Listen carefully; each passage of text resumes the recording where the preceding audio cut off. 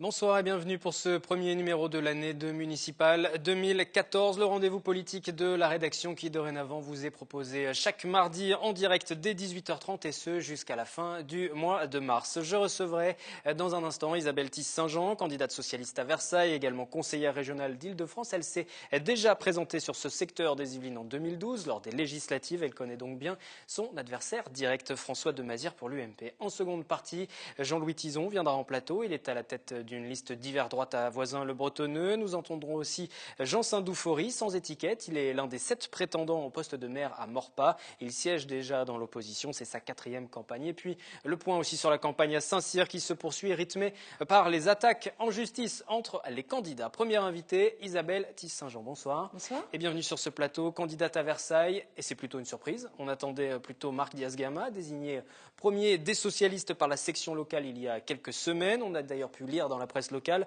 parachutage en règle au PS. Votre réaction pour commencer ? Je pense que c'est une histoire qu'il faut très rapidement mettre derrière nous. Moi, je suis là pour faire une campagne aussi dynamique que possible, avec tout le monde, en embarquant tout le monde. On est dans une situation où il y a vraiment une nécessité de donner un nouveau souffle à Versailles. Je crois que Versailles est une ville absolument extraordinaire en termes de potentiel, en termes, c'est quand même une ville mondialement connue, avec un patrimoine architectural mondialement connu, une destination touristique incroyable, et en même temps, Versailles a un côté complètement en deçà de son potentiel, avec des vraies fragilités. On a vu récemment Versailles classé en 3e position, en dernier de liste du classement de sa capacité à traiter des problèmes de discrimination.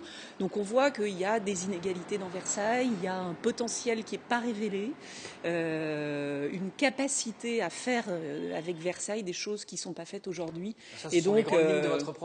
Mais juste sur votre arrivée sur la ville, déjà, comment s'est décidé votre arrivée sur cette ville ? Je le disais tout à l'heure, vous connaissez le secteur, vous étiez déjà candidate aux législatives, vous étiez venu d'ailleurs à cette occasion sur le plateau. Mais il n'empêche, arrivé à ce moment-là de la campagne, on est à 3 mois des élections, du premier tour. Annoncer votre candidature à 3 mois, ce ne sera pas trop court pour aussi vous faire connaître, parce que malgré tout, on ne vous a pas vu tant que ça depuis les législatives à Versailles. C'est vrai qu'on ne m'a pas vu tant que ça, parce que j'ai un mandat à la région qui est un mandat extrêmement lourd. Je m'occupe de toute la recherche et de l'enseignement supérieur de la région de France, ce qui représente 40% du potentiel scientifique français, avec 16 universités, des grandes écoles qu'on compte par dizaines. Et donc, du coup, c'est vrai que je n'étais pas au quotidien sur le terrain. Pourquoi être arrivé sur Versailles et pourquoi cette candidature ? Alors justement, puisque vous êtes très occupé à la région, qu'est-ce qui explique cette arrivée au municipal ? Parce que, en fait, on m'a demandé de le faire et que j'ai trouvé que c'était un très beau challenge et qu'il y avait vraiment quelque chose à faire. Et donc, j'ai accepté cette proposition qui m'était faite. Mais ça n'a pas été spontanément quelque chose sur lequel moi je suis partie. Mais en revanche, maintenant que j'ai pris ma décision, maintenant que j'y suis, j'y vais avec toute la détermination qui est la mienne. Vous en avez besoin, vous parlez de challenge justement, vous étiez face à François Demazière en législative, il l'avait emporté sur la circonscription avec près de 57%, et si on regarde le score juste sur la ville de Versailles, sa victoire c'était 72%. Comment vous allez inverser cette tendance ? Comment vous allez refaire ce retard ? Même si ce n'est pas le même scrutin, mais ce sont les mêmes personnes. Ce sont les mêmes personnes. Ceci étant, c'est pas du tout le même scrutin. Effectivement, c'est pas. C'est pour ça que quand on parle de parachutage, un parachutage, c'est quand on envoie des gens de stature nationale sur des terrains qui sont des terrains gagnés et acquis d'avance. Donc là, c'est pas du tout mon cas. C'est pas du tout mon cas. Moi, je suis sur un endroit où a priori, c'est vrai que ça va être très difficile. On est dans une conjoncture nationale compliquée. Je suis face à un maire sortant et on est dans un moment aussi, je crois, qui est un moment sur Versailles très particulier avec la problématique du mariage pour tous. Donc ça va être difficile, c'est évident. Comment vous allez faire la différence ? Quels sont vos trucs, quelles sont vos astuces ? Eh bien, alors je n'ai pas d'astuces. Sans tout dévoiler. Non, je n'aurai pas d'astuces, mais en revanche, beaucoup beaucoup de détermination, de franchise, d'ouvrir, de montrer tout le dynamisme possible pour cette ville. Je crois que Versailles ne se réduit pas à la caricature qui est donnée de Versailles, qu'il y a beaucoup de gens à Versailles qui habitent à Versailles et qui ont envie que leur ville soit une ville qui soit beaucoup plus dynamique, beaucoup plus ouverte, beaucoup moins repliée sur elle-même, beaucoup plus ouverte aux jeunes. Et c'est ça que je vais essayer, enfin, c'est de ça dont je vais essayer de les convaincre. Et, vous misez un petit peu sur la division malgré tout de la droite, puisqu'il y aura plusieurs listes à droite. Il y a une seule liste soutenue par l'UMP, mais il y aura une liste de la Manif pour tous, notamment. Il y a une liste du Front National, du Rassemblement Bleu Marine aussi qui se présente. Est-ce que ça peut vous permettre de gagner des points? Oui, alors je n'aime pas trop jouer sur la division de l'adversaire, c'est pas un truc que j'aime faire. Enfin, je dis ça comme si j'étais une vieille routière de la politique, ce qui n'est vraiment pas le cas. Hein. Vous vous souvenez de ma trajectoire société civile, hein, issue de la société civile. Présidente aussi de Sauvons la Recherche. Président de Sauvons la Recherche. On aura l'occasion de parler de l'université tout à l'heure, parce que vous êtes sur le bassin de Saint-Quentin-en-Yvelines, Versailles-Saint-Quentin, et il y a une université à Versailles. On y reviendra si vous le souhaitez. Donc je n'étais pas, enfin, je ne suis pas partisane de jouer sur les failles de l'adversaire, surtout quand il s'agit du Front National. Moi, je ne joue pas avec ça. Je suis très préoccupée de la situation de la démocratie en ce moment, hein, de manière globale. Je suis très inquiète de ce qui se passe sur Versailles avec cette focalisation sur le dossier du mariage pour tous. La loi est passée. Je pense qu'il est vraiment temps, et je crois qu'il y a beaucoup de nos concitoyens à Versailles qui ont envie qu'on passe à autre chose. Malgré tout, il y avait beaucoup de monde lors des dernières manifestations à la fin de l'année qui concernaient les futures lois sur la famille. Hein. Oui, il y avait beaucoup de monde, mais en même temps, si on rapporte ça à l'ensemble de la population de Versailles, je ne suis pas sûre que l'ensemble des Versaillais aient envie qu'on continue à travailler cette question-là, à être là-dessus. En tous les cas, je pense que ça serait une erreur, vraiment ça serait une erreur, que Versailles mérite beaucoup mieux que ça, qu'il y a beaucoup de sujets aujourd'hui qui sont à traiter, que nous avons une génération qui est dans une situation extrêmement compliquée, notamment en termes d'emploi, qu'il y a un nouveau modèle de développement à relancer avec la prise en compte de considérations écologiques qui doivent être au premier plan de nos préoccupations, et que la question du mariage pour tous, je crois qu'il faut un moment la mettre de côté pour passer à autre chose et pour traiter de problèmes qui sont des problèmes déterminants pour notre avenir. Votre priorité, l'avenir justement, inscrire la ville de Versailles dans une dynamique de l'Île-de-France, puisque vous êtes conseillère régionale, on imagine bien, et puis aussi du territoire de Saclay. Alors ça passe par quelles mesures? Qu'est-ce qu'on peut faire justement pour cette ville de Versailles, pour la lancer dans l'Île-de-France et lancer sur le territoire de Saclay? Alors, sur le territoire de Saclay, ça fait longtemps que, alors en tant que vice-présidente, là, je travaillais en ce sens. J'ai toujours été très intimement convaincue que Saclay, le projet de Saclay, ne pouvait pas se réduire à simplement le plateau. Hein, et j'ai toujours dit, Saclay, c'est bien plus que ça. Saclay, c'est Saclay et son environnement.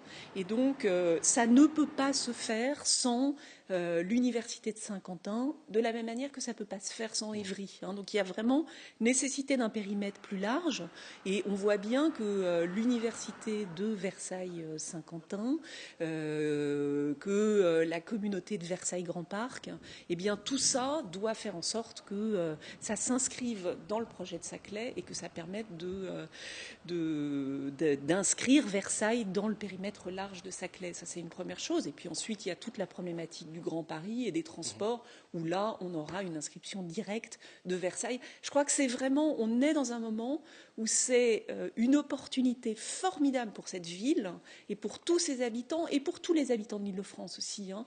Versailles a une responsabilité au regard de l'ensemble de nos concitoyens, de retrouver un nouveau souffle, de retrouver une dynamique économique et de sortir de son espèce enfin, je ne veux pas avoir des mots blessants, mais de repli un peu sur soi, à l'intérieur de soi-même. Je crois qu'il y a vraiment besoin d'un nouveau souffle pour Versailles. Ça peut paraître comme un slogan vide, mais ce nouveau souffle ne va pas être coupé court avec les difficultés de l'université de Versailles-Saint-Quentin, justement? Est-ce que c'est un handicap pour l'avenir de Versailles si cette université n'arrive pas à attirer justement de nouveaux partenaires financiers, à du coup faire venir aussi d'autres étudiants et à se développer, budget. On le sait, l'Université de Versailles-Saint-Quentin en Yvelines a un gros déficit. On en a parlé sur cette antenne, notamment avec le président. Alors là, je voudrais vraiment avoir une parole rassurante parce qu'il y a eu des propos qui ont été extrêmement anxiogènes pour les familles et pour les jeunes qui suivent des études. Ça n'est pas envisageable une seconde que cette université ferme. Ça n'est pas possible. Il y a pu y avoir, par exemple, avec l'antenne de Poitiers, des menaces de décision de fermeture d'une antenne. Mais ça n'est pas une université. L'université, c'est une institution. C'est à la fois un lieu, et en même temps, c'est une institution. On n'a jamais vu la fermeture d'une université. Donc là, je crois qu'il faut rassurer les étudiants, rassurer les familles. L'université de Versailles-Saint-Quentin ne fermera pas. Et moi, en tant que vice-présidente de région, j'ai mis un certain nombre de dispositifs en marche qui font que, on va dégager 1 million pour l'université, en plus de tous les financements que régulièrement on donne à l'université, on dégage 1 million pour la sortir de sa situation de déficit. Il y a un certain nombre de mesures qui doivent être prises, qui font que l'université va rentrer dans les clous. Elle a renégocié son PPP, et là, c'est là où je trouve quand même que les élus de l'opposition, de l'UMP, sont quand même du secteur, sont quand même assez étonnants. C'est-à-dire que la situation de l'université, elle résulte quand même en très grande part d'une situation financière globale, mais aussi et surtout de décisions qui ont été prises par Valérie Pécresse lorsqu'elle était en responsabilité et qu'elle incitait les universités à aller vers les PPP. C'est un peu technique pour les électeurs. Fameux partenariat public-privé, et puis on ne va pas refaire le débat, en plus Valérie Pécresse n'est pas là. Pendant que moi je résistais et que la région résistait, effectivement, je l'ai mentionné tout à l'heure, vous étiez présidente du collectif Sauvons la Recherche qui s'était monté à c'était même en tant que vice-présidente de région que j'ai résisté et que j'ai refusé d'aller dans les PPP en disant c'est un dispositif extrêmement dangereux pour les universités, donc, extrêmement si vous êtes élu cher. à la mairie de Versailles, vous n'en ferez pas.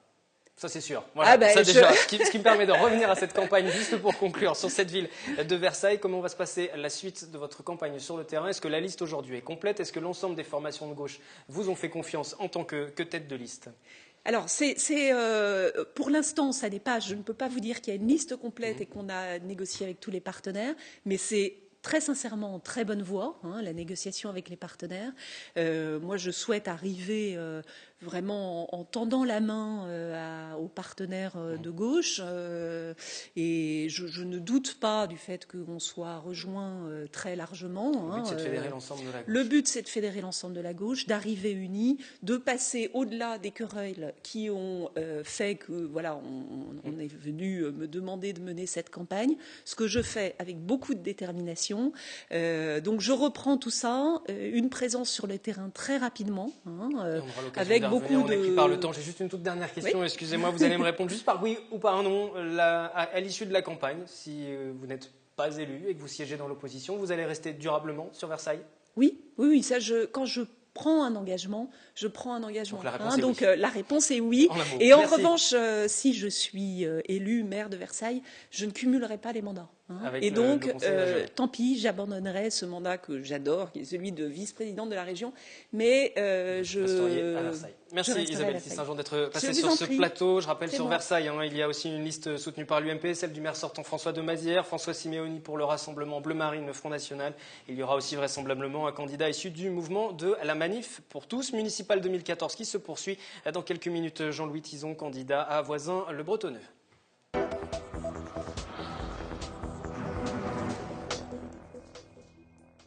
À Maurepas, 7 candidats se disputent le poste de maire. 2 nouveaux noms sont entrés officiellement dans la course fin décembre. Naji Debache pour Debout la République, mais également Jean Saint-Doufory sans étiquette. Lui siège déjà dans l'opposition. Il entend mener sa campagne, notamment sur la question de l'intercommunalité. La ville nouvelle, c'est pas pour défendre la ville nouvelle, c'est simplement c'est le bon sens. Actuellement, Maurepas vient d'être rattaché comme canton, on n'est plus chef de canton, il est rattaché à celui de Trappes. Donc comment se fait-il que le découpage cantonal va dans un sens et l'intercommunalité va dans l'autre sens? Même pas jusqu'à Rambouillet, mais jusqu'aux étangs. Alors bien sûr qu'on n'a rien contre les étangs, c'est-à-dire les Brévières, les Essarts, mais ce n'est pas très raisonnable. Je ne vois pas où est la pertinence de créer un millefeuille supplémentaire avec une intercommunité où on passe de 19 000 à 38 000 habitants, c'est tout. C'est-à-dire qu'il n'y a pas vraiment d'économie d'échelle, il n'y a pas de cohérence dans le fonctionnement, et je ne vois pas ce que ça peut apporter en termes de structure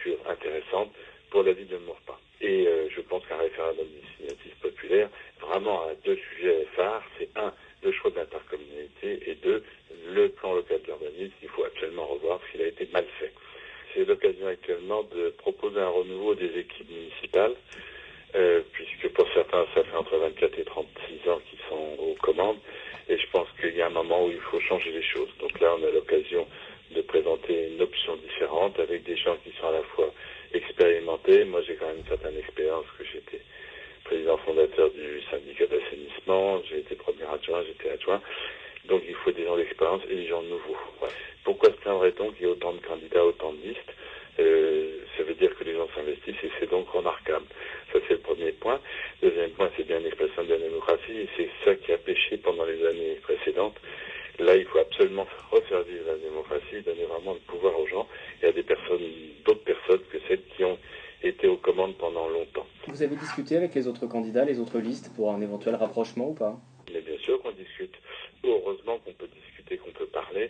C'est important, au-delà des idées, de garder le respect des personnes humaines et de pouvoir parler. La campagne à Saint-Cyr-l'École qui se poursuit à coups de procès. Le maire sortant Bernard Debain, UMP, a décidé d'attaquer son opposant de gauche Daniel Guerson en cause un sondage commandé par la ville sur les intentions de vote des citoyens et la réaction du candidat soutenu par le Parti socialiste. Pour Bernard Debain, Daniel Guerson a prétendu que ces dépenses avaient un caractère électoral avéré et qu'elles pouvaient être qualifiées de détournement de fonds publics. Il dépose donc une plainte pour diffamation publique. De son côté, son ancienne adjointe, donc au maire sortant, qui se présente aussi contre lui en mars prochain, Gaëtane Desjardins, annonce elle aussi son intention de déposer une plainte. Si le maire ne rembourse pas la totalité du sondage, je serai obligé de déposer plainte contre lui afin de me protéger. C'est ce qu'elle exprime via un communiqué. La candidate d'hiver droite, qui estime que ce choix de ne payer qu'une partie de la somme totale de ce sondage, revient à dire que les autres candidats doivent aussi l'assumer sur leur fonds de campagne.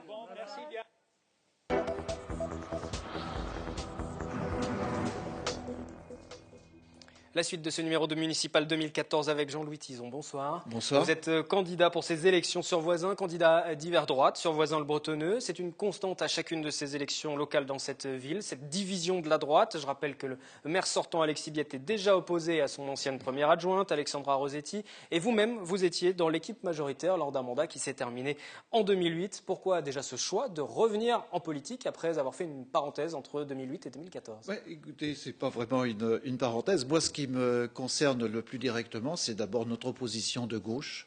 Notre opposition de gauche, je n'oublie jamais que Jean Rache réunit toute la gauche à Voisin-le-Bretonneux, du PS au Front de gauche, au Parti communiste, et il a réalisé 49% en 2001.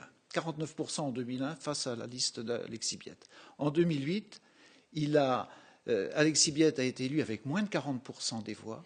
Et Jean Rache est arrivé 3 ou 4% derrière. Donc, en fait, notre premier adversaire essentiel, c'est la liste de gauche, la liste conduite par Jean Rache. Il y a tout de même 3 listes à droite pour l'instant.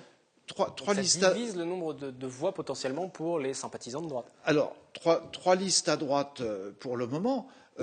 Alexis Biette présente sa liste, évidemment. Pour ma part, moi, si vous voulez, j'ai une crédibilité sur les thèmes qui sont les plus importants, les thèmes des finances, les thèmes de l'urbanisme, et je compte bien présenter mes thèmes, mais gagner sur ces thèmes. On va parler de ces thèmes, juste pour revenir sur ce que vous venez de dire. Vous venez de dire, pour l'instant, il y a 3 listes à droite. Ça veut dire qu'on pourrait imaginer que vous vous rapprochiez d'une autre liste. J'imagine mal celle du maire sortant, vu les relations que vous entretenez avec lui, mais celle d'Alexandra Rossetti. Alors Alexandra Rossetti, elle est courageuse. Elle a des convictions, elle a payé ses convictions, elle a été isolée. Moi, je sais ce que c'est aussi que d'être isolé en politique. On se retrouve sur beaucoup de sujets. Par exemple, elle n'a pas voté pour le vélodrome. Moi, je n'aurais pas voté pour le vélodrome si j'avais été au conseil communautaire récemment. Donc, moi, effectivement, actuellement avec elle. Je l'invite à ce que nos listes se réunissent. Absolument. C'est votre souhait, mais est-ce que la discussion est déjà engagée? Ou est-ce que c'est un souhait que vous exprimez ce soir? Non, ça avance. Les discussions avancent éventuellement, il n'y aura donc qu'une liste. On sollicitera aussi Alexandra Rossetti pour entendre son point de vue sur cette question. On va revenir sur vos thèmes de campagne. En tout cas, vous parliez également des reproches à la gestion actuelle de la ville, triplement au moins de l'endettement de la commune depuis votre départ des finances en 2007, c'est ce que vous dites? Alors, il y a une pression insupportable des impôts actuellement sur Voisin et je compte y mettre fin en fixant des priorités. La pression insupportable des impôts, c'est tous les jours. Pour ma part, factuellement, 27% d'augmentation des impôts. Cette année, il y a eu des modifications sur le taux d'abattement. L'augmentation est très forte et elle porte encore plus sur les petits logements que sur les grands logements. On parle pour les petits logements de 8, 10, 15% pour la taxe d'habitation. C'est insupportable. On est venu me voir. On est venu me voir, on me dit, Monsieur Tison, je ne vais plus pouvoir rester à Voisin. Je ne vais plus pouvoir rester à Voisin parce que les impôts augmentent trop fort. Moi, je vais y mettre fin à cette augmentation des impôts. S'il y a augmentation des impôts, des dépenses, des recettes, en tout cas, ça veut dire qu'il y a aussi augmentation des dépenses. Vous allez couper certains projets pour limiter la hausse des impôts? Alors, je vais d'abord mettre fin à l'augmentation des impôts parce que les recettes sont fixées par les taux actuels. Et moi, je connais les lignes budgétaires du budget. J'ai été maire adjoint aux finances pendant plus de 7 ans. Je connais chaque ligne budgétaire. Je sais où est-ce qu'on peut faire des économies. Je sais où fixer les priorités. Les priorités, il y a des vrais sanctuaires. Les vrais sanctuaires à Voisins-le-Bretonneux, ce sont les écoles. Nous avons 6 groupes scolaires ouverts. Nous maintiendrons les 6 groupes scolaires ouverts. Nous maintiendrons les crèches ouvertes. C'est essentiel. Notre territoire est trop réparti, coupé par des routes départementales. Je maintiendrai également et je renforcerai les budgets, les aides aux associations. Parce qu'une association, c'est d'abord le résultat d'une initiative privée. Et je compte véritablement renforcer l'aide aux subventions parce qu'elles apportent beaucoup à la ville de Voisins. En ce qui concerne les économies, bien sûr qu'il y a des économies à trouver, comme partout, comme dans un budget de famille, on fera des économies. Je vais en citer quelques exemples et des pistes d'économie. Le maire, bon, écoutez, j'ai ma voiture. Je n'ai pas besoin d'une voiture de la commune pour aller au travail, pour aller partir en vacances. Je roulerai avec mon propre véhicule. Donc c'est sur les budgets de la municipalité. Le protocole, on n'a pas besoin d'un protocole énorme. Nous sommes une ville nous sommes une ville de 12 000 habitants qui réduit son nombre d'habitants. On n'a pas besoin de gros effectifs. Est-ce que ça peut suffire? Certainement pas, ça ne suffira pas. Il faut regarder véritablement les priorités, les projets. Des projets qui sont mal adaptés à la ville. Je donne un exemple. La Croix du Bois. On a aménagé pour des centaines de milliers d'euros des projets à la Croix du Bois, un théâtre de plein air. On a un deuxième projet qui est démarré pour remettre encore de l'argent au pot sur des projets comme ça. Je mettrai fin à des projets comme ça parce que le théâtre, par exemple, le théâtre naturel en plein air, à la Croix du Bois. En 2012, le jour de la fête des mères, il faisait grand soleil, il y avait un théâtre, il y avait 8 spectateurs. 8 spectateurs, c'est un des spectateurs qui me l'a dit.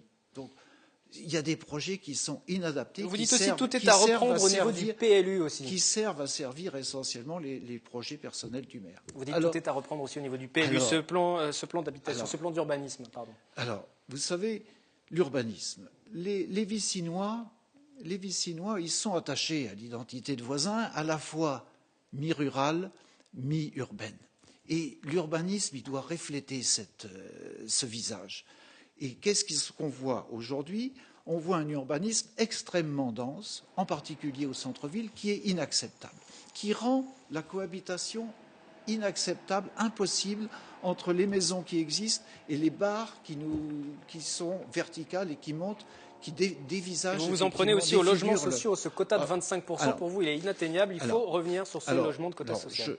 Je termine sur l'urbanisme. Brièvement, actuellement, on ne peut pas actuellement continuer avec des densités qui nous sont proposées comme celle-là. Alors pourquoi est-ce qu'on a effectivement une densité qui nous est proposée comme celle-là? C'est à cause de la loi SRU. La loi SRU qui a besoin d'être aménagée pour prendre en compte les spécificités de la ville nouvelle. La loi SRU, alors que elle est arrivée en 1998. Voisin a été aménagé à 90%, partie de la ville nouvelle. Voisin était un quartier résidentiel, avec sa vocation de quartier résidentiel. On nous a dit en 1998, eh bien maintenant, il vous faut 20% de logements sociaux. Et cette question-là est au cœur de tout le débat sur l'urbanisme à Voisins-le-Bretonneux. Ça veut dire stop au logement social? Alors, bien sûr que non, bien sûr que non. Il nous faut des logements sociaux. Mais je pense que la loi SRU devra être aménagée. Elle a été aménagée dernièrement, on est passé de 20 à 25%. Il est nécessaire que la loi SRU soit aménagée pour le cas particulier. Mais ça, en tant que maire, qu'est-ce que vous pouvez y faire? Parce qu'on vous l'impose. Eh bien, Eh bien, moi, en tant que maire de la ville, de la plus grande ville d'une grande circonscription des Yvelines, j'aurai du poids auprès des élus. Je mobiliserai les députés, je mobiliserai les conseillers généraux, conseillers régionaux, pour que nous aménagions cette loi SRU, parce que c'est elle qui est le poison de Voisins-le-Bretonneux qui conditionne tout l'urbanisme. Les finances sont les deux priorités, même s'il y en a d'autres sur le programme. On est pris par le temps, on aura l'occasion de développer ça lors des prochains numéros. J'ai l'environnement, j'ai d'autres. On aura l'occasion de venir vous voir pour poursuivre cette campagne. Bien sûr, tous les candidats s'expriment sur cette antenne. Vous le savez, municipale 2014, l'émission c'est chaque mardi 18h30 en direct sur TV Fil. Et puis très prochainement, dès le mois de février, il y aura également des débats avec l'ensemble des candidats. Vous serez bien évidemment conviés. Jean-Luc Tizon, merci d'être venu sur ce plateau. Candidat sur Voisins-le-Bretonneux, mardi prochain 18h30, vous avez rendez-vous avec Catherine Zulato pour le nouveau numéro de Municipal.